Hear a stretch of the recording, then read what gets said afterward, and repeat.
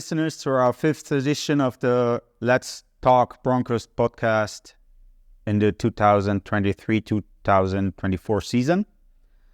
It's my very pleasure to welcome today Christopher Warren Hicks, better known as Oly Hicks. Hi, Oly. Hi. Thanks for having me. How are you today? I'm good. Thanks. Christopher Warren is taken from my dad's name. That's something I wanted to ask you. So better Oly. Yeah, but I'd had Oly or have Oly my whole life. My sister, when I was born, gave that name to me, and it stayed. But my official name, I'm named after, in a way, I guess I'm named after my father. Yeah, Oly. Many of the people, many of our fans know you as the head coach of the Broncos in the past. We did 2 championships with you. Yeah. Some good memories for us. What are your memories about that time? Well, when I go back to the very first time I was here in the first season, we won that year and with a really young team. My memories were, and I think the people involved, Aegon at the time as the manager and the players, it was a surprise a little bit that we were developing fast. The young guys were developing fast. We had some good, at that time, the import players were the 2 Ryans, if you remember those 2 guys, and Vlad, and we had some good goaltending from Rene Bauer in those days. If you remember right back, and everything came together, and it was a good group, hardworking group, and I think we almost got better every day. So it was a bit of a surprise, but in the end, we were much better than Belichick in the end. And in the season, it was the other way. We had I remember the first game we played them, and that year we were a long ways away. So that was a nice surprise. Yeah, and the other years, lots of good games, lots of good memories, lots of good battles with Gardena and some of the rival teams around here. Obviously, in my 3rd season when we won again against Gardena in the final, that was maybe your. Oh, I was here for every final. I even was here in Valpellice. I was in Verano. I was there. Yeah, so those were fun times for sure. And to be honest, it's nice coming back now because you forget about some of those things, and then when I'm back now and I think about some of those days and you see a little reminders, and it's nice. That season was really a good team. We really had a good team that year, the 3rd year, and we even had some injury problems and things in the end, but we were strong enough. I think that group really came together also, and some nice memories. The other seasons were good too. We had learning things along the way. Had some ups and downs, obviously, over 5 years but good. A lot of great playoff days, and those were fun times. Talking about the players, tell me the Italian player who made most impression on you, and the transfer cup player who made most impression in all the 5 years you have been here as a head coach. It's a good question. It's a big question. A lot of guys have made a really big impression. I mean, we mentioned some of the guys that had good seasons that first year, the 2 Ryans, import players, and Rene Bauer had a great playoff. And I was telling the story the other day about Hackle, who is a big star here now and one of the fan favorites now as a mature player. And in my time, he was just starting with with the men's team. And I remember those days. Tell a little story about Hackle. Hopefully he doesn't mind. But I remember going to Aegon and saying, Aegon, do I play this guy? Like he looks like, how old is he? He looks so young and he looks so small and everything. And Aegon said, no, it's no problem. You can treat him like the other guys. And so he was an interesting guy for sure. One of the memories I had with him is that he was so talented, so young, and I was honestly afraid to play him a little bit at the beginning. And then after a while, especially one more year, then it was easy, and then he became what we know now, which is a great player. Obviously, great contributions from other local guys. Hannes Stolfner was an all-round player from the time I met him until the time he stopped playing. So he always had that. It was very surprising, a all-round type player at that young age. Florian Visa at that time was a big impact on the team, and is a kind of a guy that's left his mark, positive, negative. He's always been in the hockey thing, and I think he was a good influence on that team in those times. Gander obviously starting out, Marcus Gander starting. Last season here with the Broncos was really nice for me to see the level that Marcus Gander got to as a player. Where it's a long time since the first time I coached him, and to what we saw last year. He's the captain of the Broncos. He's obviously done a number of things, national team, all these great things. But as a coach, when I coached him when he was a young guy, he was a young guy. He was really a young guy, you know, and he would say the same thing. And what I saw last year was a captain, a mature, a man, a leader for that team, a complete player. It was really nice for me to see that. Really gratifying to see the fast forward. I guess that was more of a little bit more interesting. Hackhofer was also nice to see last year too as a mature player, but his level has been there I think he was the same player as a younger guy, just really talented. From the local guys, from import players, we had some really interesting guys too, and good personalities. Obviously, in that 1 year when we were the third year with Randall Gelich was here for 2 seasons. He made a big impact on the team. We still talk about him a little bit in the type of leadership that we wanted to get for the Aegon, and I discussed the leadership for this year's team, and we mentioned a little bit, or Aegon mentioned a little bit, you know, we'd like to get some of that character that we had from Randall Gelich.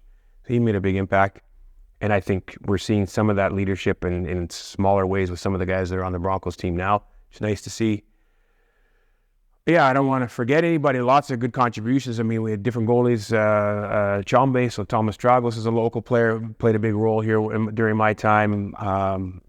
Gunther Hell, we see it from time to time now in a new role. It's nice to see those guys. And I see obviously Rene, Chombe, and Gunther in different roles. And they were all goalies here at one point. It was nice the other day. I saw Simon Bauer. Obviously, it was a big player in those days too for the team. Christian Soltis is the manager in Brixton. I work with him daily now, and he was part of those teams. It's been nice the last year or two. I even see Paulo Bustreo, fan favorite, and exciting player, and was along with me here for a long time, a lot of years, and nice to see those guys again. So many names, many nice memories also for the fans, but it has passed some time since then.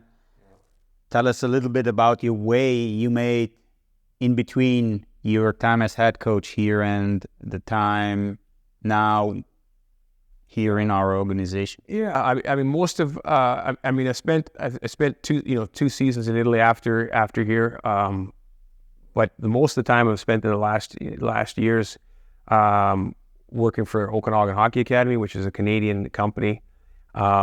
Based the basis of the company and the group is in Canada, but they also have an academy near Vienna, and so I worked there as a sport director, and with the program there is a little bit different than a football or a soccer academy. It's a little bit different. The plan there and the program there is a international education, so an English high school situation for foreign students. So foreign school for foreign students, and hockey is the main sport attached. So it's a English high school, let's say even North American high school experience with hockey, and the coaches are North American, some are Canadian, some are European, and it caters to and draws in families from around the world. So it's not Austrian families. It's located in Austria, but it's not Austrian families.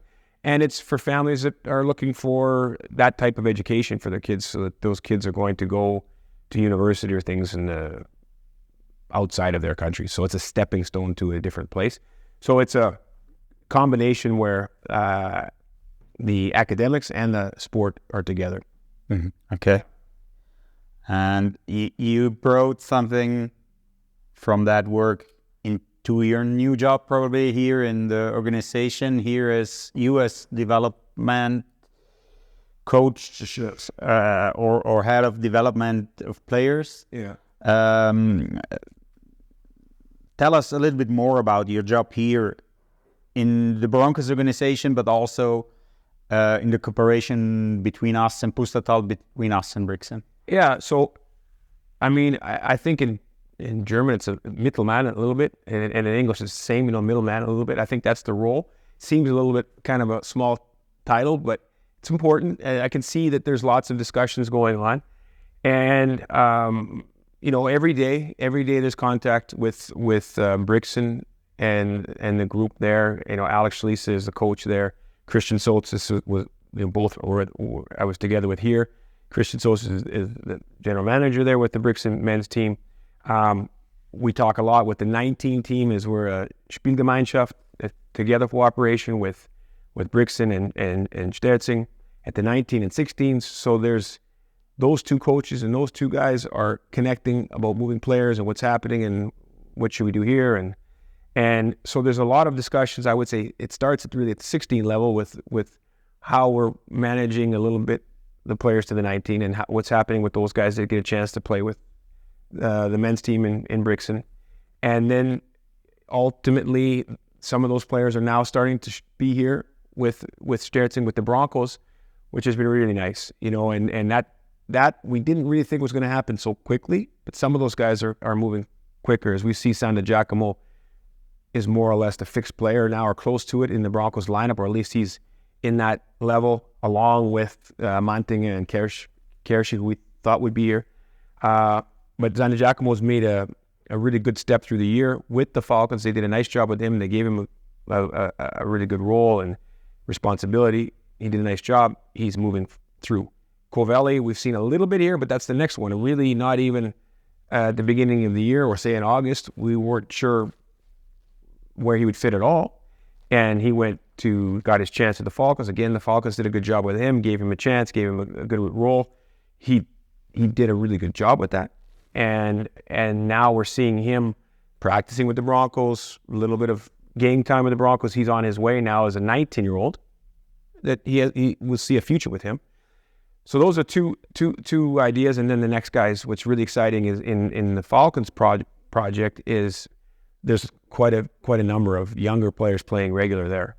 And they're not ready to play for the Broncos right now, but soon we'll see that there's quite a number of them ready to play for Broncos.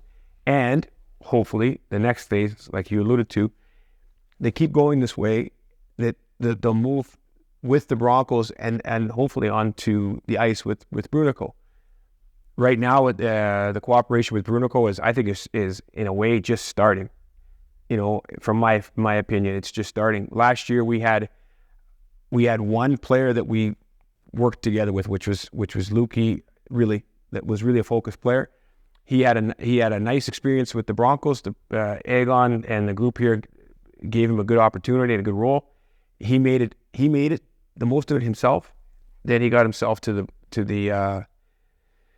HTP and started the season as a player for them, like a fixed player for them. And I think that's great. Obviously, he had the injury, but I don't think that's normal. That's hockey, but unlucky for him. But that was one, let's say, our first success story. This year, the younger guys behind him, obviously Hassler Lenny and Schlisse Fabian, both young guys. Everybody wants them to be players right away. Ice League is quite good. Reality, 14 imports or whatever there is in Brunico, not an easy place to get to. It's not just one step. It's a little bigger. But both those guys are doing a good job. They're both not ready to be impact players in Brunico. They're getting up and down. One, in English you say sometimes one step forward, one step back, 2 steps forward, 1 step back.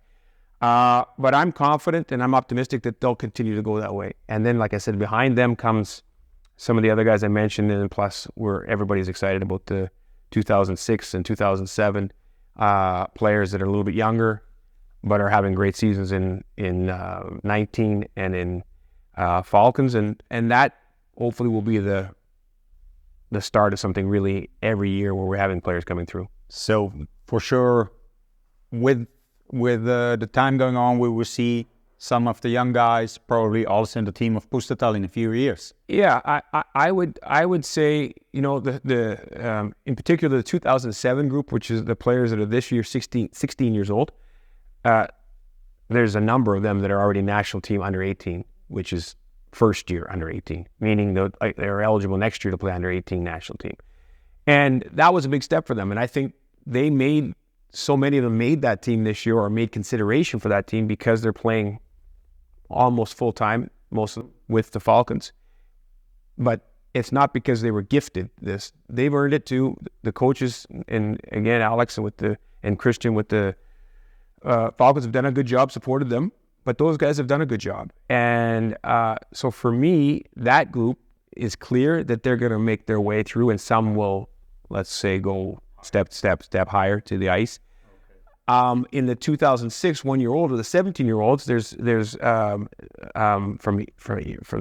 here, Holfa and Nikolai, Marco, the younger Nikolai, they're both 2006 17-year-old players with Venturi from Brixton, and they're also doing a good job. And I would expect them to maybe go a little bit normal procedure and a little bit more step by step. But hopefully we see them come to the Broncos soon. And then I also have expectation that maybe those guys would make it. So maybe there's a player or two in each of the next couple of years.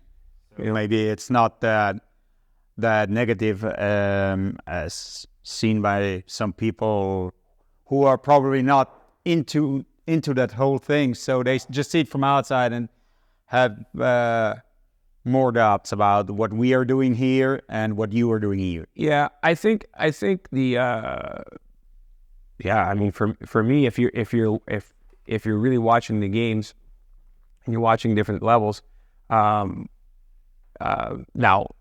we can talk about why we have so many import players in the first ice league and those kinds of things. I mean, that's probably the root of all our problems, if in a sense, and that's not necessarily what I have influence over.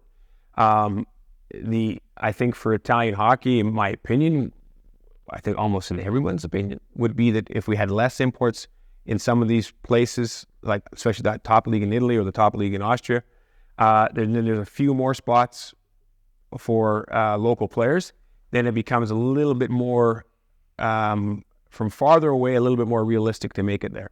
It's like they did many years ago in Switzerland. They cut off import players. Yeah.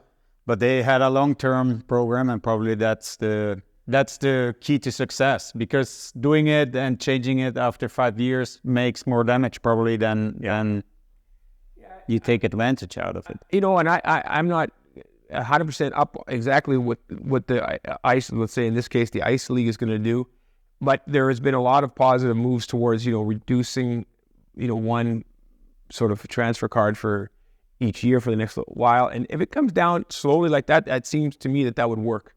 That the clubs can manage it, the clubs can adjust.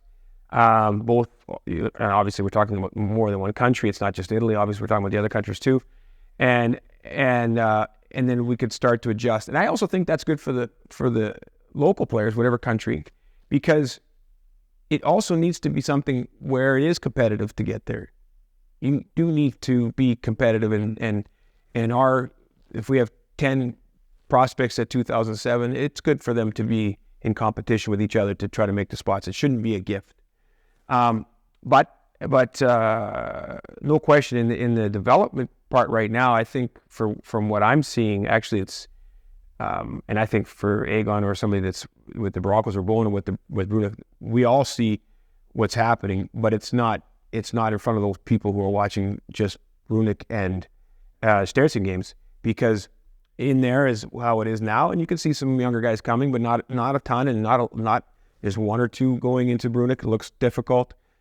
One or two coming into Broncos looks difficult, but what's coming behind is really, really positive, really optimistic, and the clubs see that. But it takes time. You can't just snap the fingers.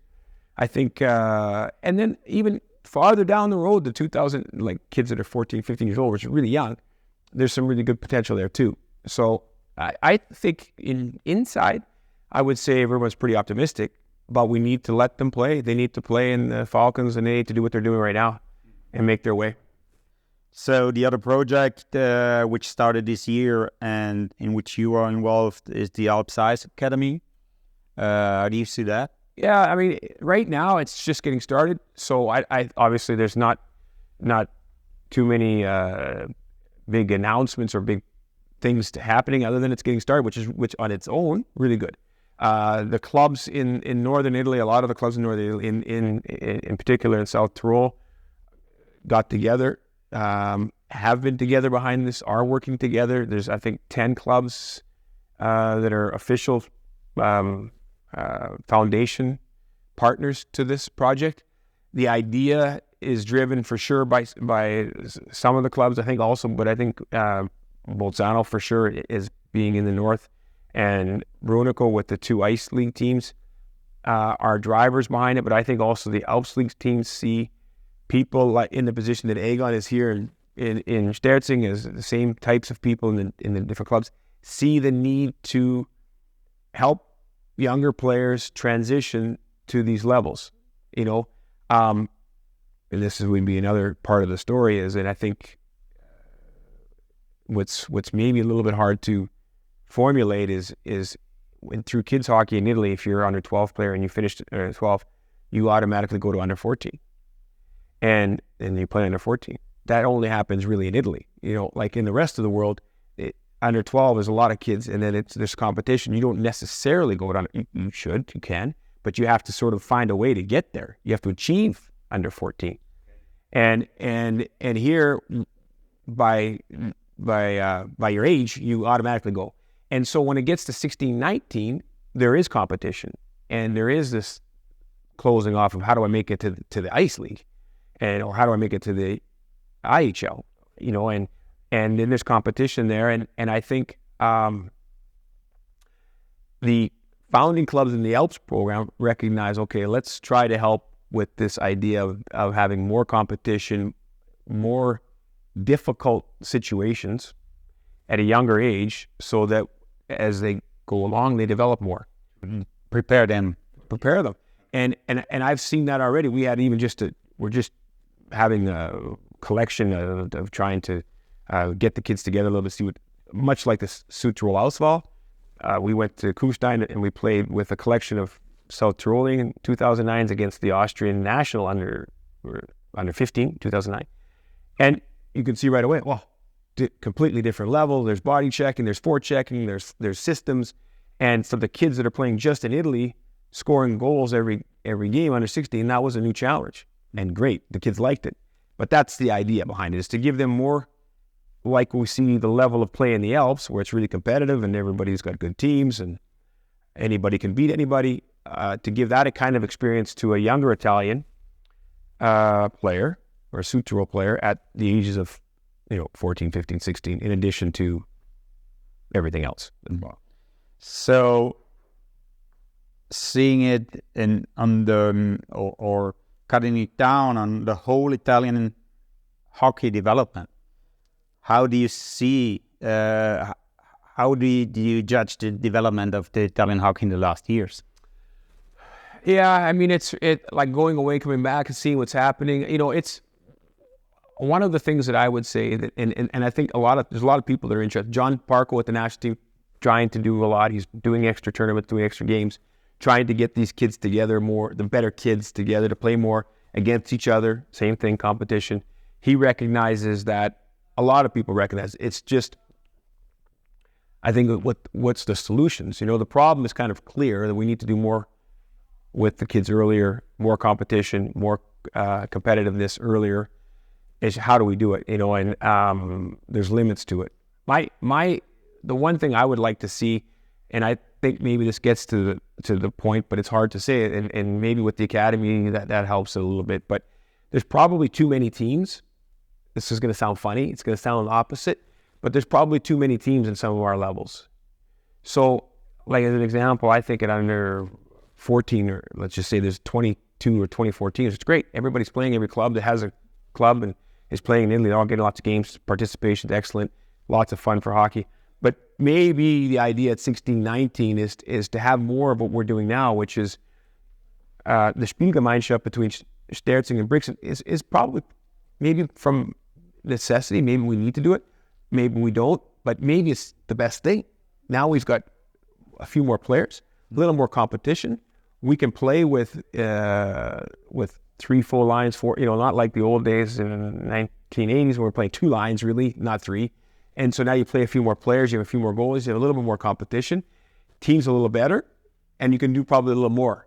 And if every little region had it's starting to happen actually, just because naturally it's happening. And that might be one thing without having to change a lot and spend money or do a lot of different things. Just having a couple of clubs, small ones, and I know they're talking about it at the 19. If they play together, their team's much better. The level then comes up, and that might be the one positive thing that's a solution to the competitiveness without spending a lot of money, or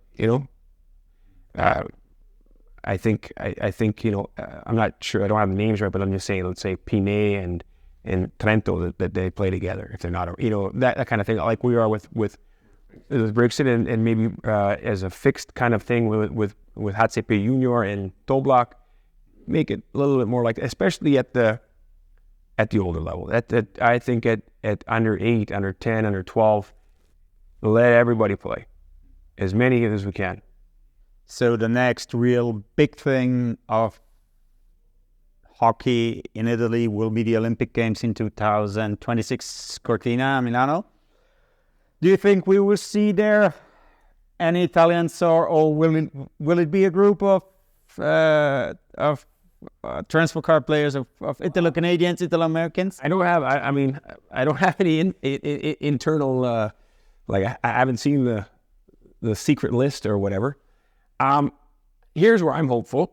What I think, and I know that they had a tough tournament this year, the under 20s, Italian under 20. But in that age group, 2004 born, there's some really good players, and they're playing good roles on good teams right now. Some are playing in many are playing in the Alps, but there's a few playing in different places.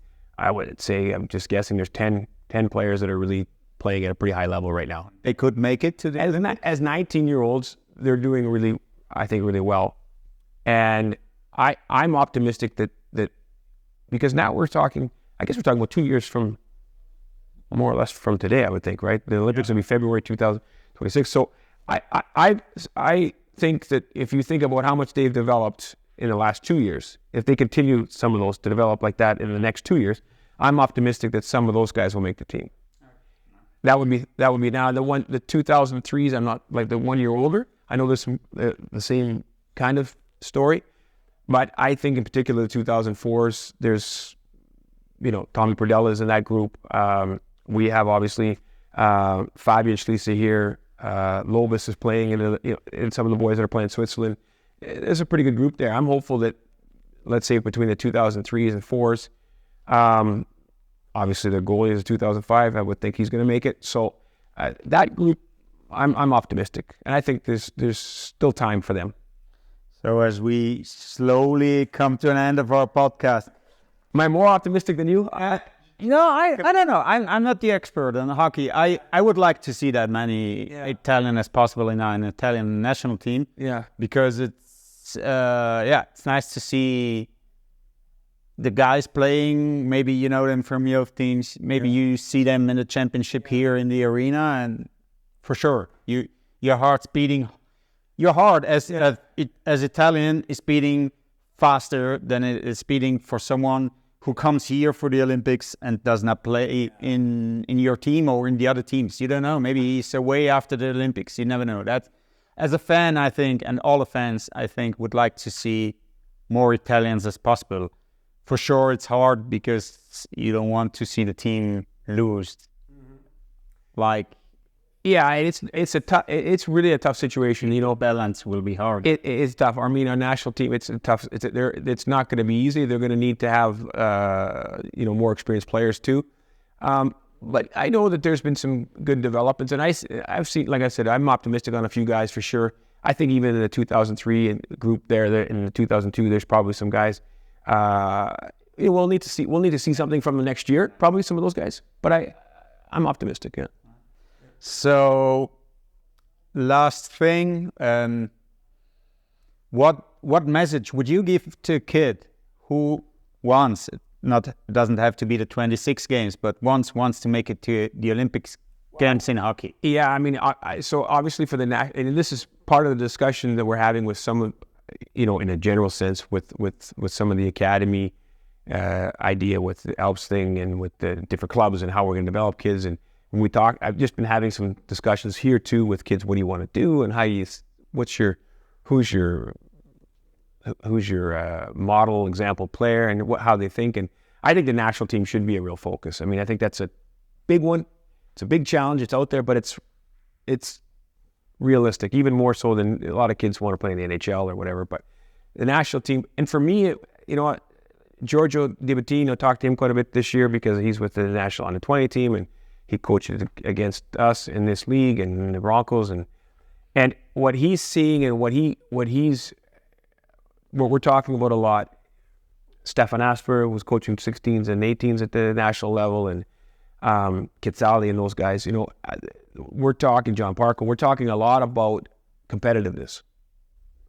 And so if I was to say to the kids and the parents, say, what when you watch the kids, what are you looking for? What are the coaches from other levels, and what sticks out, and what stands out, or what's a thing? And it's not like from 100. It's obviously the skating and technical skills, but it's the competitiveness.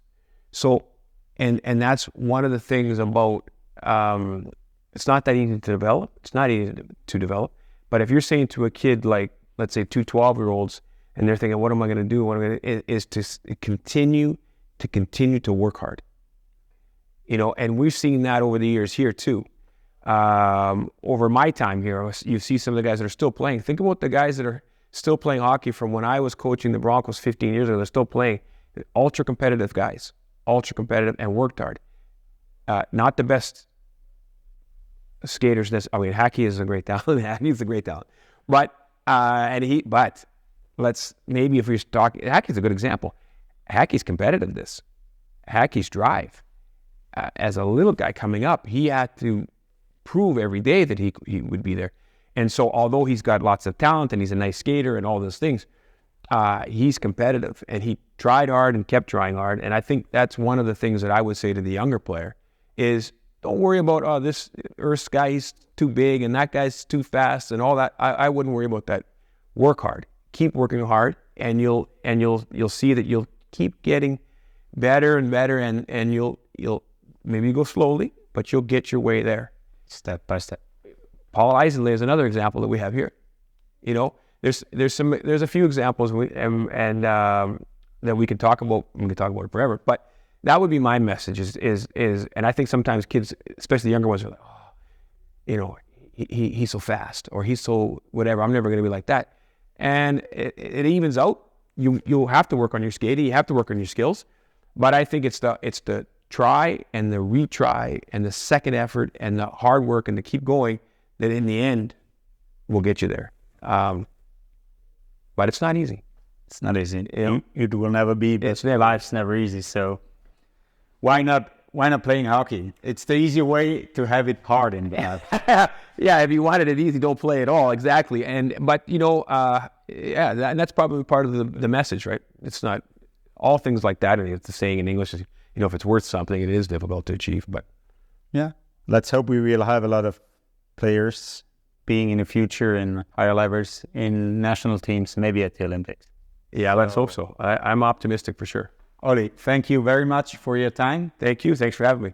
Have success in your work during the season. Hopefully have you here next year too. And yeah, have an update next year. See how we're doing with the wanted to say the same. Let's talk about what happened in 1 year. Yeah, sounds good.